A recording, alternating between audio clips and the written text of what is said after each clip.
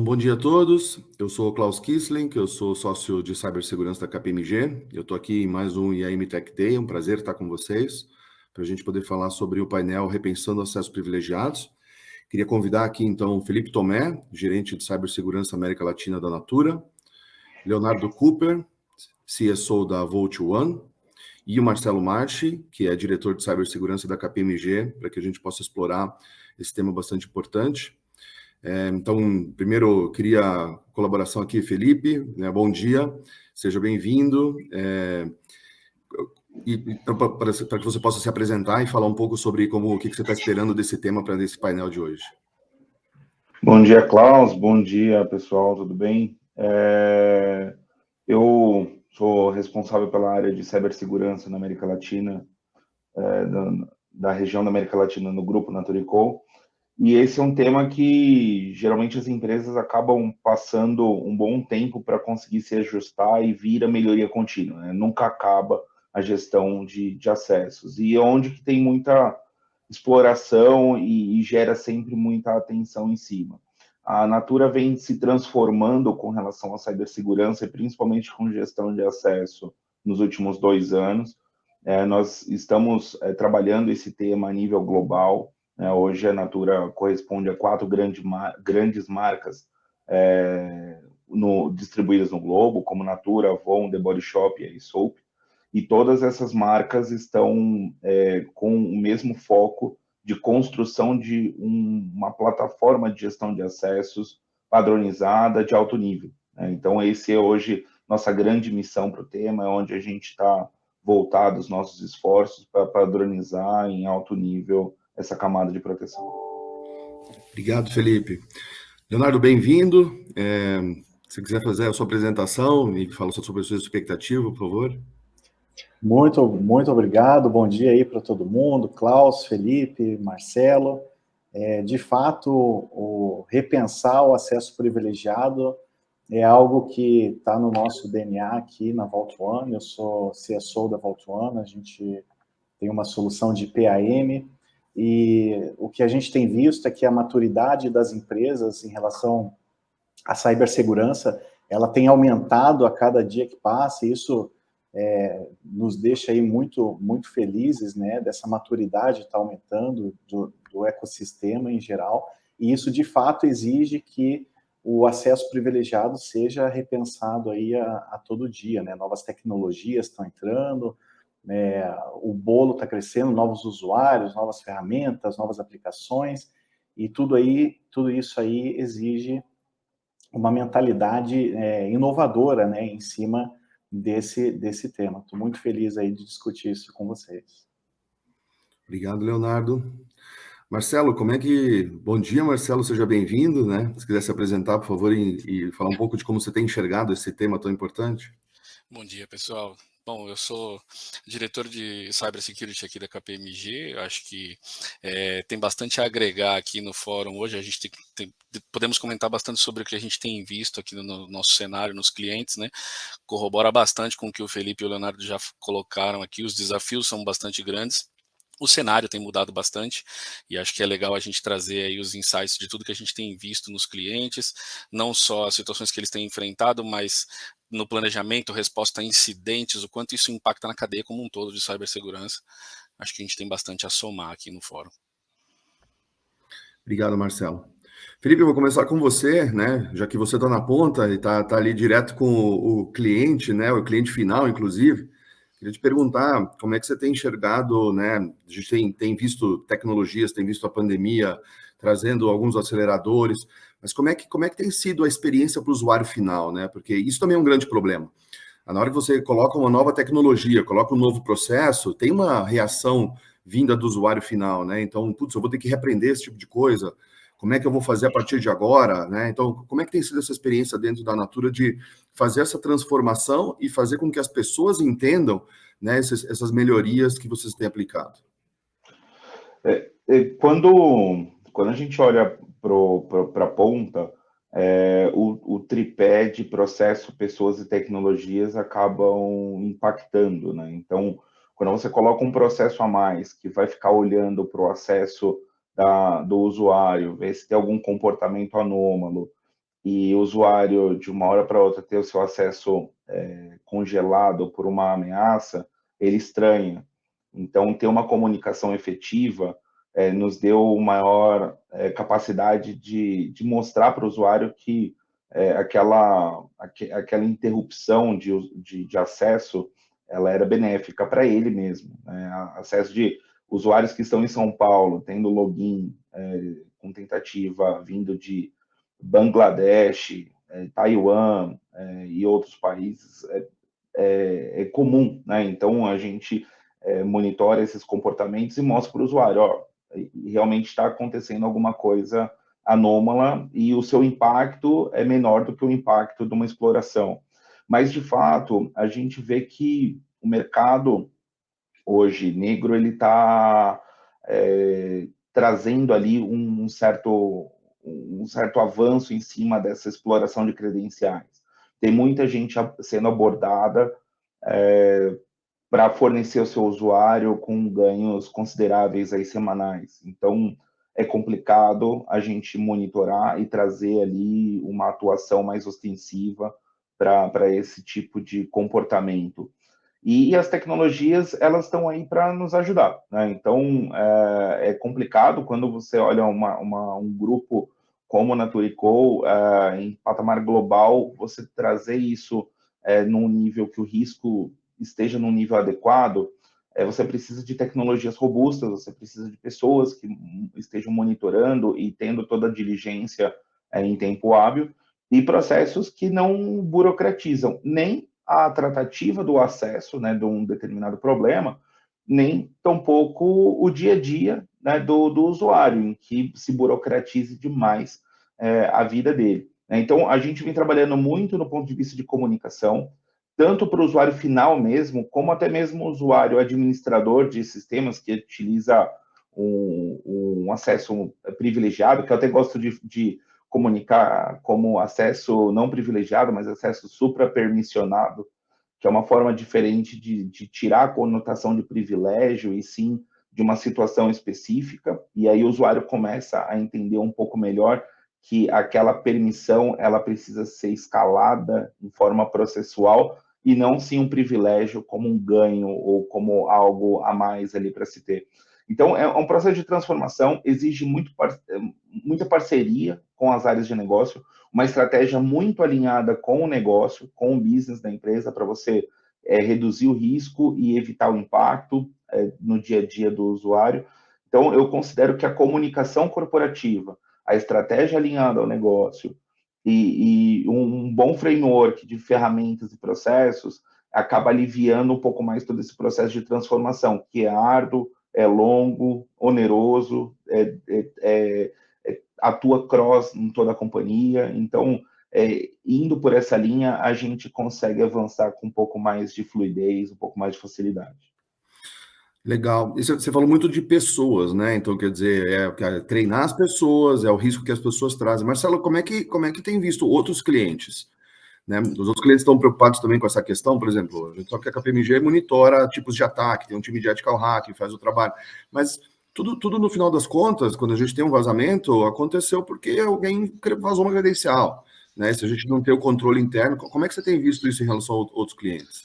Perfeito, Carlos. Eu acho que os outros clientes, eles é uma preocupação latente, acho que isso é comum entre os clientes a gente encontrar essa preocupação, mas a gente entende também que, eu trouxe aqui talvez alguns números que a gente consiga ilustrar, mas tem um estudo da IBM que comprova que 70% das organizações falham no processo de auditoria de acessos mesmo. Então, é uma preocupação latente porque já é algo recorrente dentro das empresas que os processos de gestão de acesso falhem de um modo geral.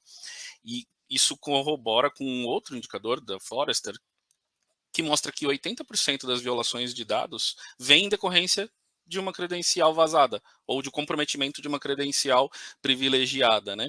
E acho que somando esses dois indicadores, a gente vê que é óbvio que isso acaba se tornando uma preocupação muito latente dentro das empresas.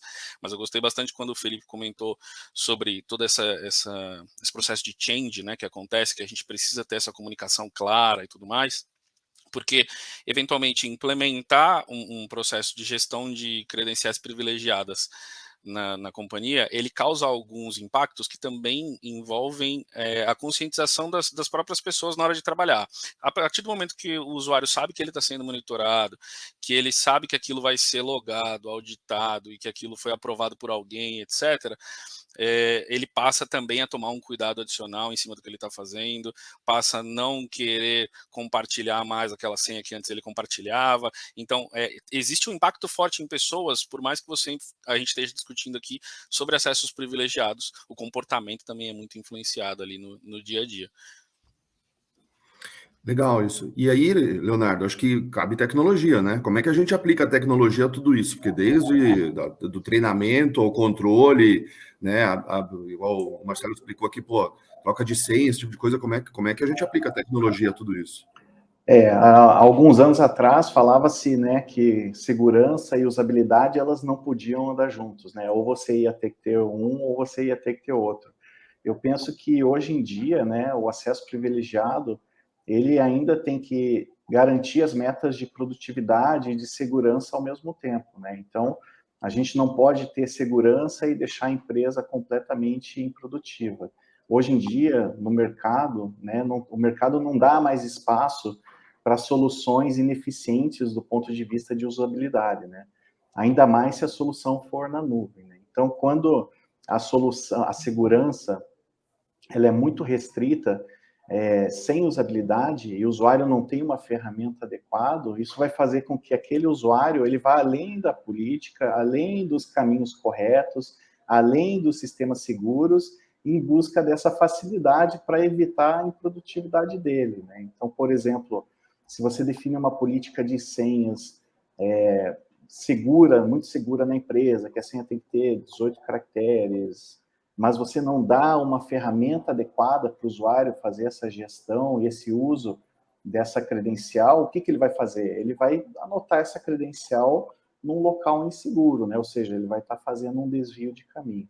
Então, segurança e usabilidade tem que andar junto para que o ambiente continue produtivo, né? Legal isso, inclusive a performance das pessoas, né? Eu me lembro, por exemplo, no começo da pandemia, tive um caso bastante interessante de um cliente grande que era 100% escritório. Então, assim, ele não tinha uma opção das pessoas trabalharem fora, não tinha nada preparado, 100% das pessoas tinham que ir para o escritório, tinham desktops, trabalhavam, e no dia 9 de março, me marcou a data de 2020, de noite saiu um comunicado, assim, meio que ligando, mandando mensagem pelo WhatsApp, pelos grupos, falando que o escritório ia estar fechado no dia seguinte e que as pessoas iam continuar trabalhando e recebendo as informações por e-mail. E aí eu me lembro que era uma segunda para terça, quando foi quarta-feira eu liguei para o cliente e falei, vamos fazer a reunião do status report?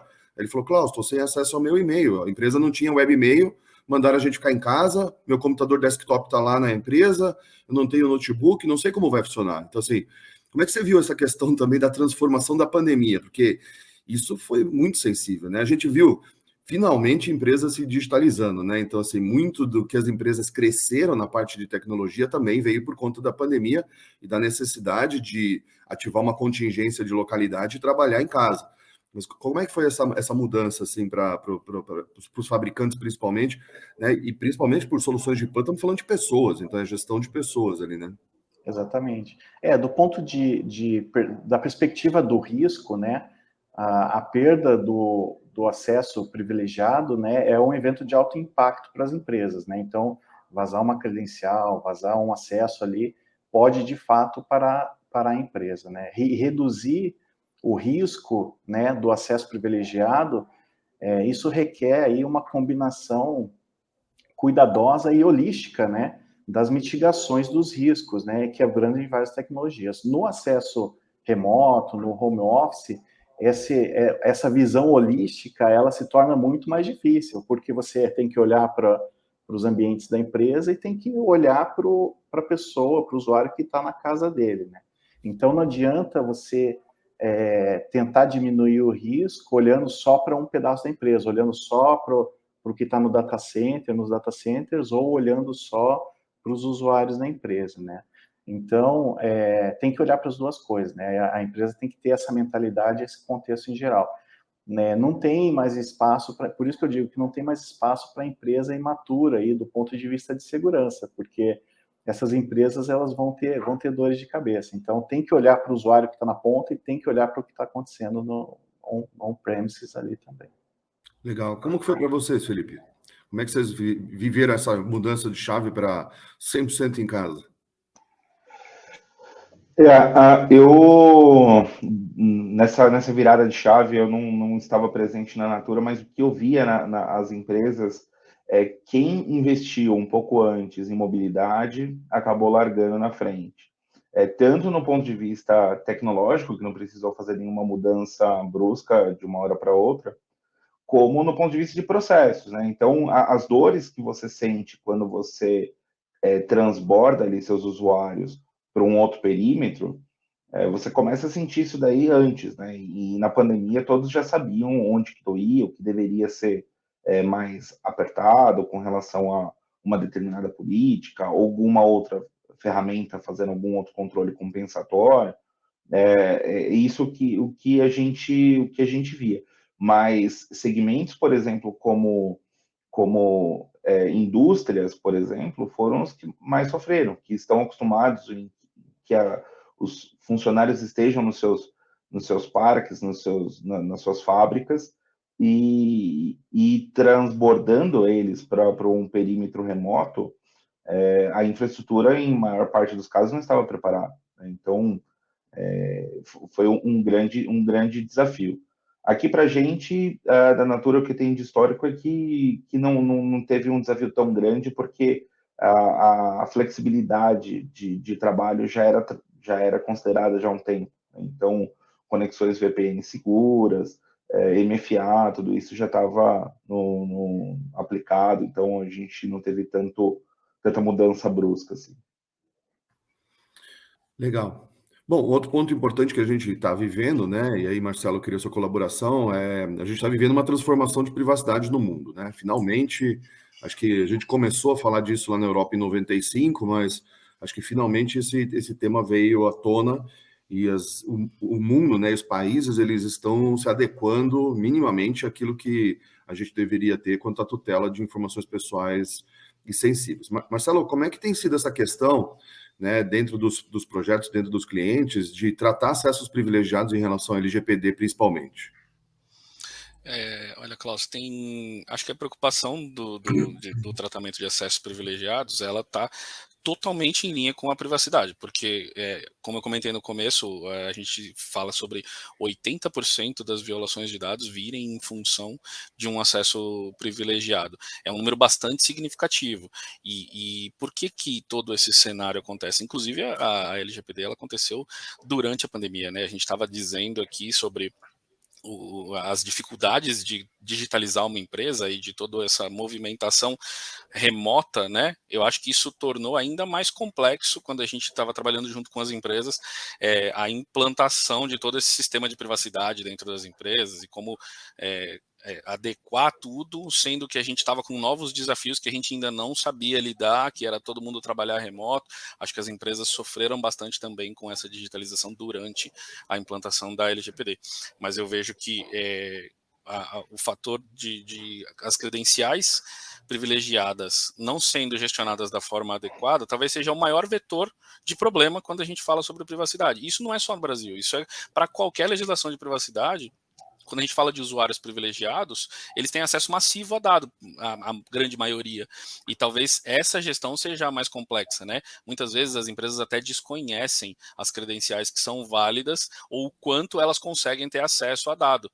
E acho que esse mapeamento talvez seja o mais importante. A gente tem bastante credencial privilegiada, muitas vezes para dar manutenção ou para fazer algum ajuste na infraestrutura, e que tem um acesso massivo a dado por osmose, ele acaba tendo aquele acesso simplesmente pelo fato dele precisar dar uma manutenção. Então, talvez essa falta de organização das empresas possa expor muito ao risco de privacidade. Acho que esse é um desafio bastante grande e que a gente tem contornado também bastante com o auxílio de ferramenta, porque senão a gente não consegue olhar para o ambiente como um todo. Legal. E aí, escutando o Marcelo falando sobre essa questão, né, dos usuários de tratar os dados, Leonardo, cada vez a gente vê mais o dado saindo de dentro de casa, né? Porque a gente tinha lá o método tradicional, eu tenho meu servidor aqui dentro de casa, depois eu vou ter um data center onde eu vou fazer um host e um colocation, Mas hoje a gente vê cada vez mais ambientes híbridos, cloud e a informação saindo de casa, para a gente poder tratar ela fora. Como é que você tem visto também essa questão do acesso privilegiado e do controle para esses ambientes, muitas vezes híbridos ou até mesmo totalmente em cloud? A gente gosta de dizer que o dado ele saiu do prédio, né? Então, antes, há 15 anos atrás, você protegia o dado cercando ele, né? Colocava ali ele dentro de um ambiente seguro, colocava ferramentas de borda, né? Proteção de borda e talvez alguma coisinha ali no endpoint do usuário. Mas o dado ele já não reside mais ali, e sim reside em todo lugar, né? Então, fazer o controle disso, como o Marcelo falou, é algo que tem que ser feito com a ajuda de ferramentas, né? Muitas vezes, o Marcelo deu exemplo também, as empresas dão acessos muito privilegiados para os usuários fazerem coisas comuns do dia a dia. Então, ele precisa instalar um software num servidor, ele recebe a senha de administração daquele servidor, né? Então, ele vai lá, pega essa senha, ninguém sabe o que o usuário faz com essa senha, com quem ele compartilha, o que ele faz lá dentro do servidor. Então, de fato, precisa de ferramentas para ajudar a dar privilégios mínimos aí para os usuários executarem as tarefas com o objetivo daquele usuário não levar essa senha para casa, não compartilhar com alguém e assim por diante, né? Então, o dado fora do prédio, na nossa opinião aqui, na minha opinião, a melhor forma de você proteger ele é você dando privilégios mínimos, né? Não dando uma senha para o usuário acessar um servidor, né? O usuário precisa do acesso, não da senha, né? E assim por diante. Legal, legal. E Felipe, como é que tem sido para vocês essa questão, né? Tanto do acesso privilegiado, com essa questão da preocupação do usuário, essa questão que o Leonardo falou de levar a informação para fora de casa? No ponto de vista da informação, ela transacionar entre empresas é algo que é um grande desafio da LGPD, né? E trazendo isso para uma gestão de risco em que você consegue entender qual o seu risco na sua cadeia de suprimentos e embarcando isso na gestão de acesso é um grande desafio, né? Tanto no ponto de vista de acesso à informação, né? Então tem diversos operadores de dados críticos, dados pessoais, dados financeiros, dados estratégicos, em que a gente precisa cada vez mais subir a maturidade, tanto no processo de escolha de um fornecedor, como no processo de até todo o ciclo de vida dessa parceria, como também na questão de acesso aos ambientes. Então, não existe uma empresa de grande porte que não conte ali com uma grande malha de fornecedores que tenham acesso aos seus ambientes, com processos diferentes, com momentos diferentes, maturidade diferente de tratativa de acesso, e você precisando manter um nível adequado de segurança. Então, aplicar uma gestão de acesso privilegiado, monitorado, bem treinado, auditado e transparente ali para toda a sua cadeia de fornecimento, é muito importante, porque da mesma forma que a gente se preocupa num vazamento de uma credencial interna, existe o vazamento da credencial do seu fornecedor para o seu ambiente, né? Então, conexões VPNs são muito atacadas nesse aspecto. Acesso a aplicações em camada de manutenção também, acesso a SaaS, mais ainda, né? Então, ter essa monitoração nessa cadeia de suprimentos é muito importante, porque é onde que realmente eu acredito que é a principal superfície de ataque em que as empresas estão mais vulneráveis aí. Legal, vocês têm então já uma avaliação em relação, por exemplo, fornecedores de vocês? Porque, por exemplo, sei lá, 3, 4 anos atrás era muito comum a gente olhar empresas que tinham serviços de internet, para ser contratada tem que apresentar um atestado comprobatório que não tem vulnerabilidades top 10 da OASP. Cada vez mais a gente vê empresas preocupadas com essa questão da LGPD, né? Então, se a empresa não tiver lá um nível mínimo de maturidade de LGPD, não funciona.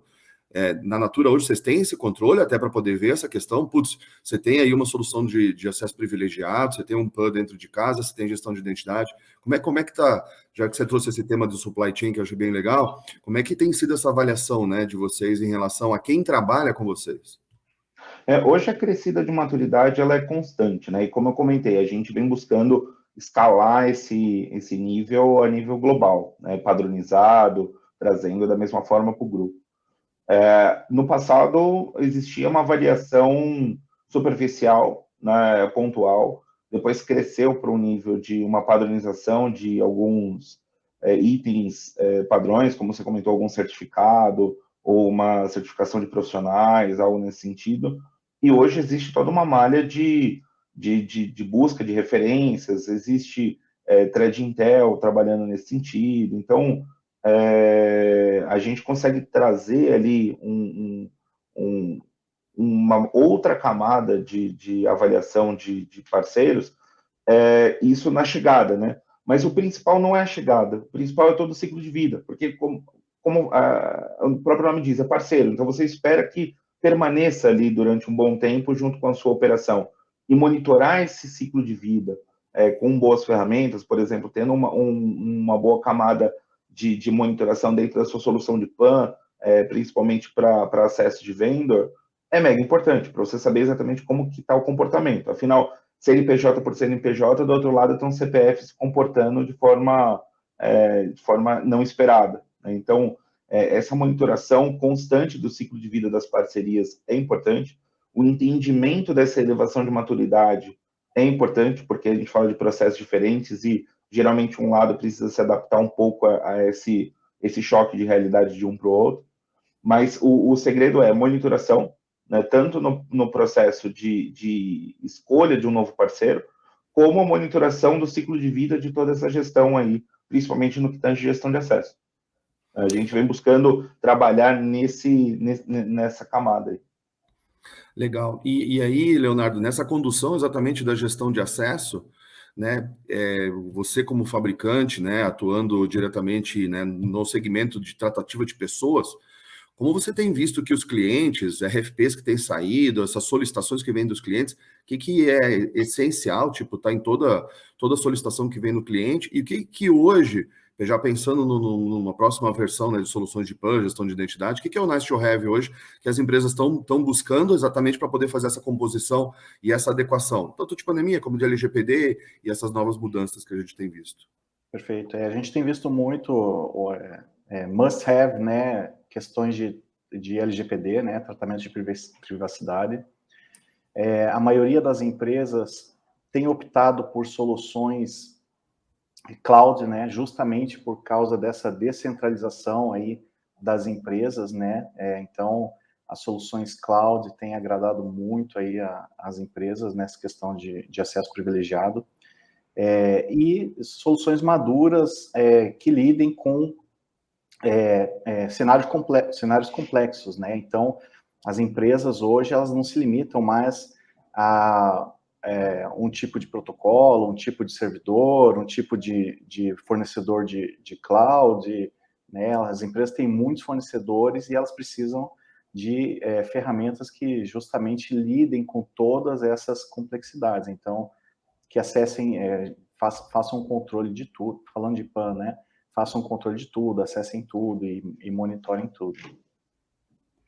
Legal. E, Marcelo, como é que os outros clientes também têm visto essa questão, né? Você tem ajudado muitos clientes a fazer seleção de fornecedores, a buscar uma solução robusta que consiga entrar ali nessa parte de gestão de acesso, gestão de identidade, controle de acesso privilegiado.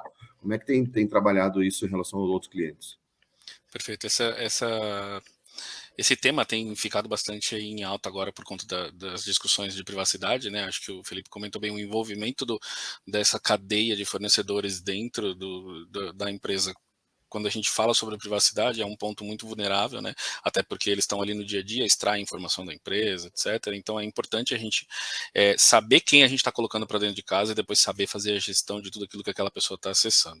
Aquele profissional ou aquela empresa, enfim, mas a gente tem ajudado os clientes muito na busca de ferramentas que consigam fazer, principalmente a primeira barreira de acesso do fornecedor, fornecendo sessões já logadas, onde ele tenha o mínimo acesso possível à informação e às senhas e aos privilégios que ele possa ter. Então, garantir um acesso mínimo possível para o fornecedor, garantir que o fornecedor esteja em compliance com algumas não só regulações, mas algumas boas práticas mesmo de segurança.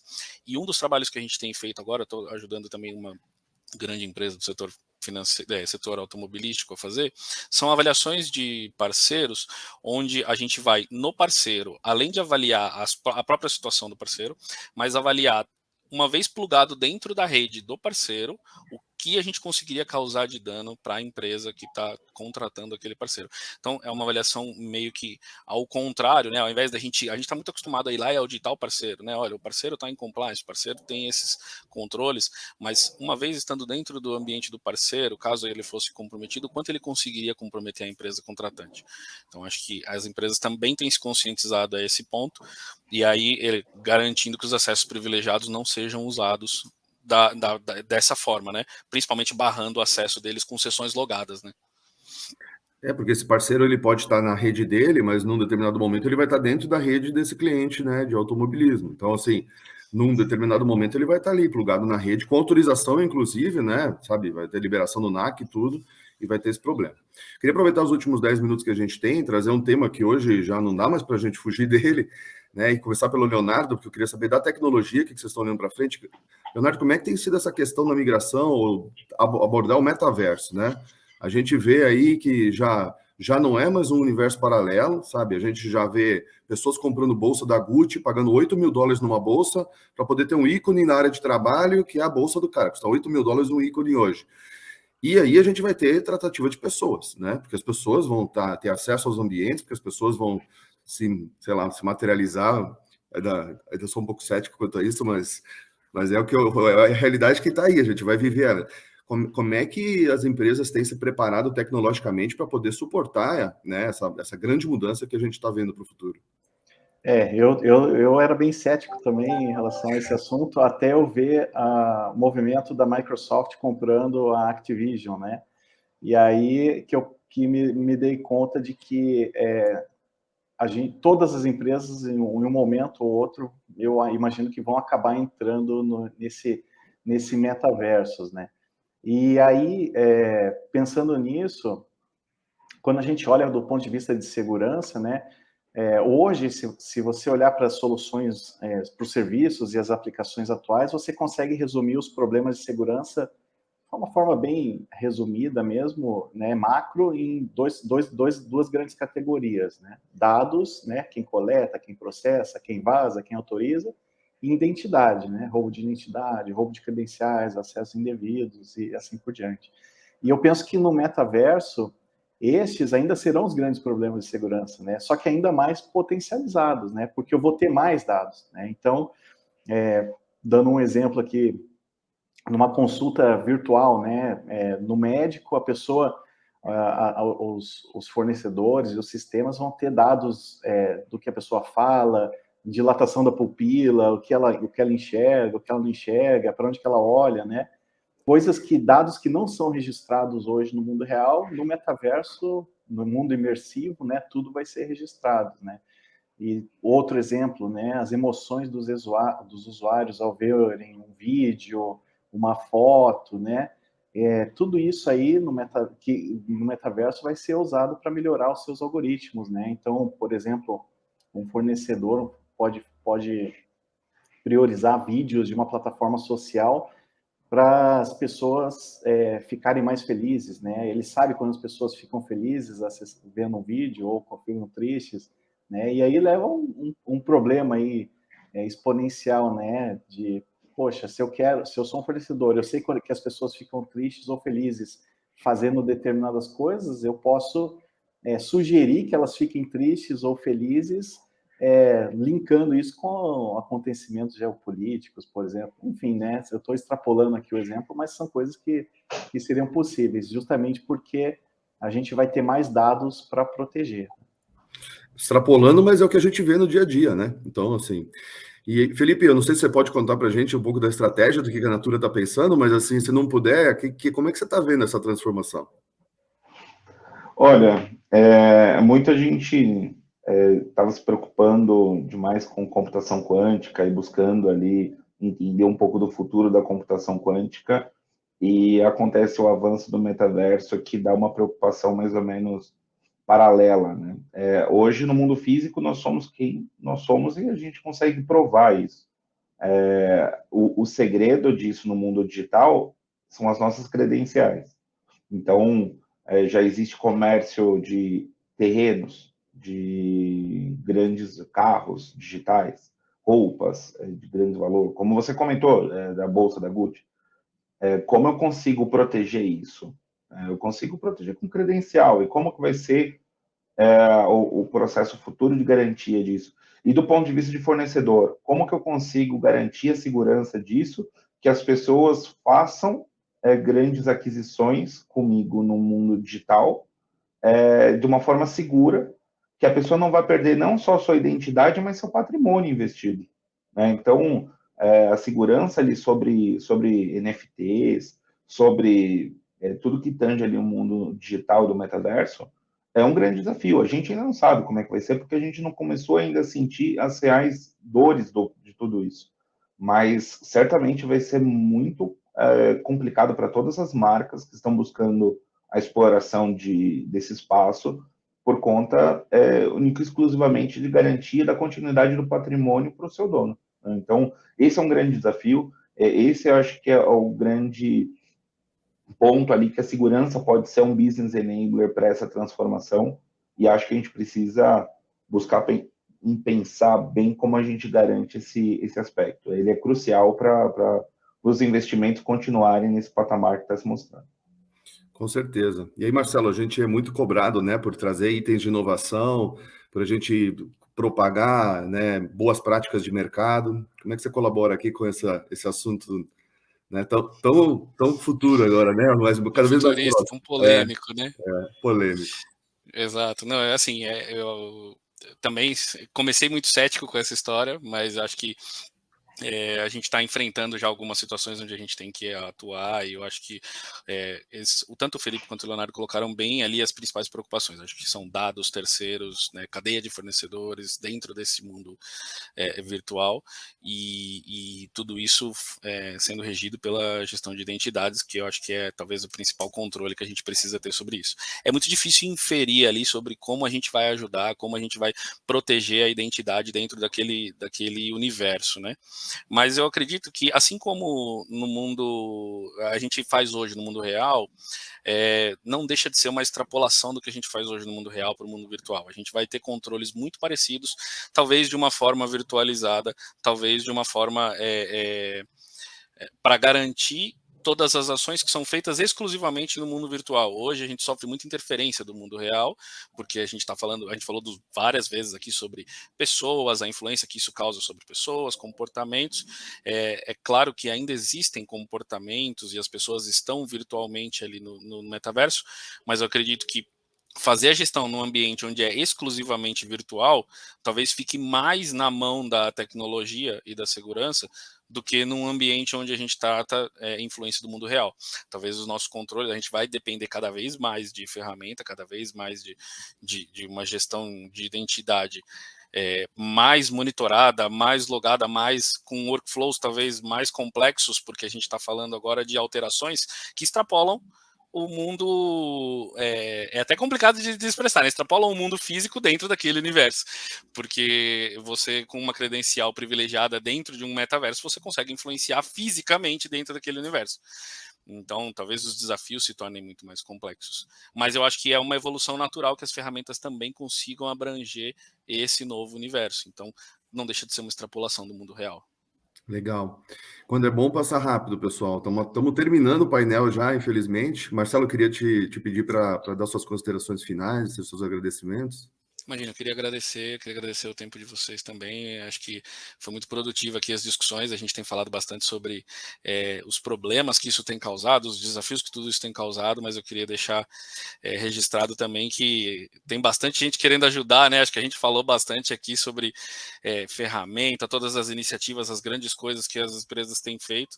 Eu acho que é muito importante a gente se conscientizar disso também. Os desafios, eles estão aí, são bastante latentes, mas tem bastante gente querendo ajudar. Acho que a gente precisa bastante compartilhar esse tipo de informação, porque é isso que vai fazer a diferença.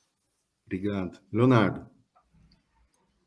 Fico feliz aí pelo convite de participar do IAM Tech Day. De fato, são discussões muito importantes para o momento que a gente está vivendo, para o que tem para vir aí pela frente ainda, né? E essas discussões, elas não podem parar, né? Só o meu agradecimento aí de participar desse painel.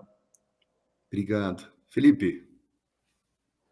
Um pouco do que o Marcelo e o Leonardo comentou, eu fiquei também muito feliz de poder dividir com vocês esse espaço. Acho que a discussão sempre é rica em termos de gestão de acesso e acho que não pode parar, né? Acho que a gente tem que sempre conscientizar a nossa comunidade de cibersegurança em elevar sempre a maturidade em cima disso, porque essa é o grande pilar que sustenta a nossa segurança, né? Então, é muito importante, né? Agradeço a todos aí, agradeço a organização do evento, do IAM Tech Day, e conta com a gente. Acho que a gente, evoluindo a comunidade, todo mundo sai ganhando.